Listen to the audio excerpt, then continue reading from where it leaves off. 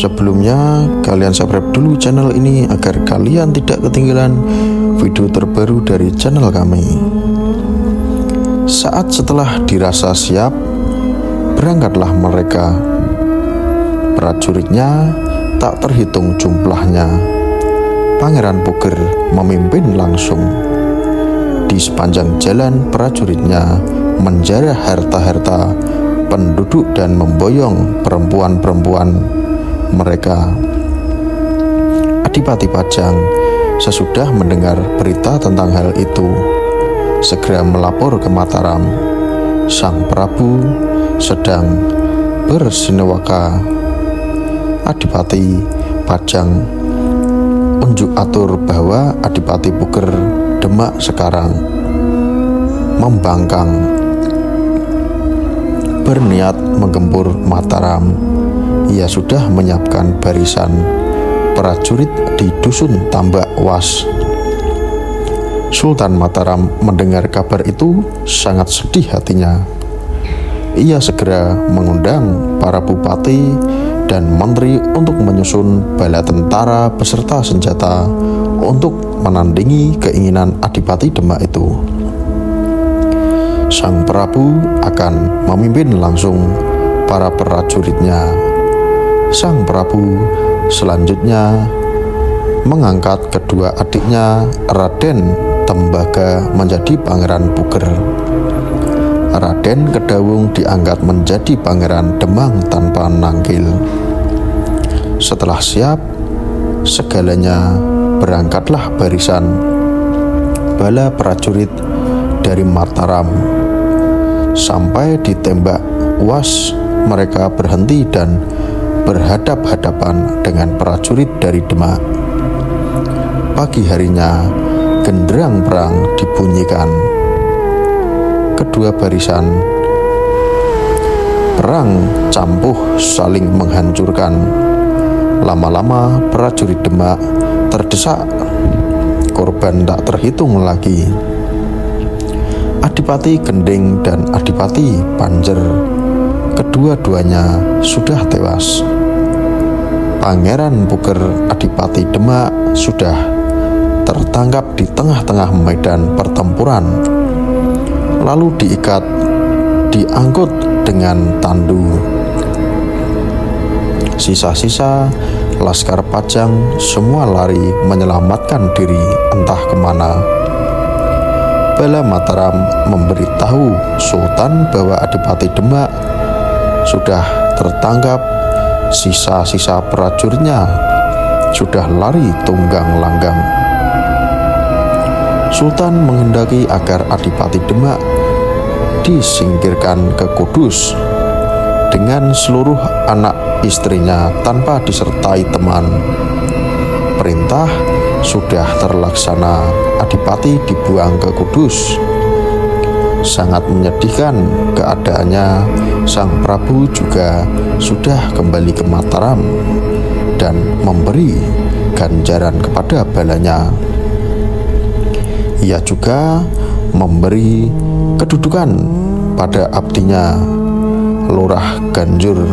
Ki Gede Mestaka diangkat menjadi Bupati Demak, diberi gelar Tumenggung Endranata. Adiknya yang bernama Pangeran Jayaraga diangkat menjadi prajurit di Ponorogo dan menguasai 4 bupati, yaitu Pangeran Rangga, Panji, Wirabumi, Malang, Sumiring, Hanyawita. Pangeran Jayaraga sudah hidup mulia di sana.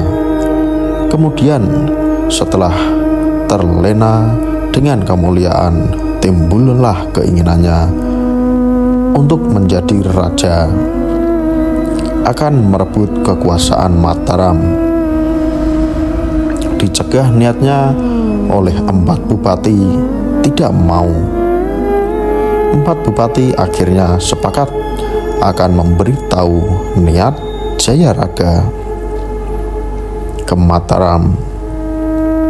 Lalu mereka berangkat. Para abdi Jayaraga para lurah semua ketakutan ketika tahu bahwa 4 orang bupati pergi ke Mataram. Para lurah lalu ikut menyusul ke Mataram.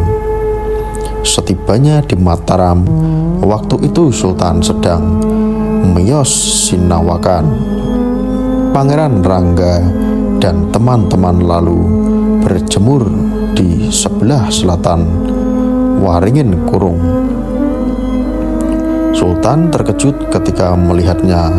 Lalu utusan untuk memeriksa Pangeran Rangga dan teman-temannya mengatakan maksud dan tujuannya bahwa Bupati Ponorogo akan membela. Sang Prabu setelah mendengar itu begitu prihatin, lalu berkata kepada adiknya yang bernama Pangeran Pringgalaya, "Adimas, engkau datanglah ke Ponorogo. Kakangmu Pangeran Jayaraga usirlah dari Ponorogo beserta anak dan istrinya.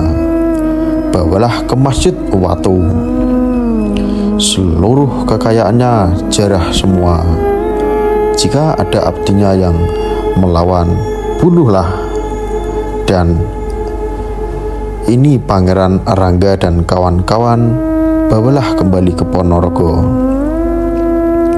Pangeran Pringgalaya dan Tumenggung Martalaya unjuk atur sendika, lalu berangkat bersama bala prajuritnya, serta Pangeran Rangga juga ikut. Setibanya di Ponorogo bertemu dengan Pangeran Jayaraga. Pangeran Pringgalaya menjelaskan tujuan kedatangannya. Mendengar itu, Pangeran Jayaraga sangat menyesal dan merasa bersalah. Setelah itu, Jayaraga dengan anak istrinya diangkat ke Masjid Watu. Pangeran Pringgalaya dan balanya kembali ke Mataram dengan mengangkat harta jarahan. Pangeran Rangga dan teman-temannya juga ikut ke Mataram lagi. Sesampainya di Mataram, dilaporkan bahwa Bupati Jayaraga sudah diangkut ke Masjid Watu. Tidak disertai teman, hanya anak dan istri saja. Semua kekayaan sudah dirampas serta diserahkan ke Sultan. Sang Prabu sangat senang, lalu berkata kepada Raden Rangga, "Pangeran, sekarang pulanglah ke Ponorogo bersama yang lain. Tatalah Ponorogo dengan baik." Pangeran Rangga berterima kasih lalu berangkat kembali ke Ponorogo. Sang Prabu bersembada lagi kepada Sentana dan para bupati, "Anak-anak, ingsun para sentana dan para bupati, apalagi anak-anakku, ketahuilah pantangan wewaler dari Rama Prabu almarhum, sanak saudara agar selalu rukun.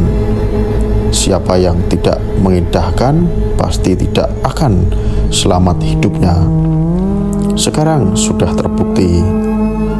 Kakang Mas Puger dan si Adi Jayaraga, kedua-duanya mengalami kehinaan."